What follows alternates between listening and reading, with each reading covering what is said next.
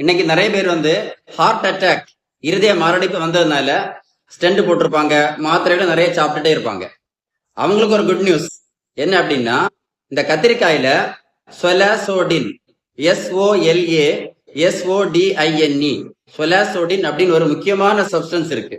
இந்த சப்ஸ்டன்ஸுக்கு anti அத்திரோஸ்க்ளிரோட்டிக் effect இருக்கு அப்படின்னு கண்டுபிடிச்சிருக்காங்க. அப்படின்னா நம்ம செகண்ட் அட்டாக் வராம இருக்கிறதுக்கு நம்ம இரத்த குழாயின் உள் பக்கத்தை பாதுகாக்கக்கூடிய தன்மை இந்த சொலாசோடின் அதுக்கு இருக்கு அப்படின்னு கண்டுபிடிச்சிருக்காங்க.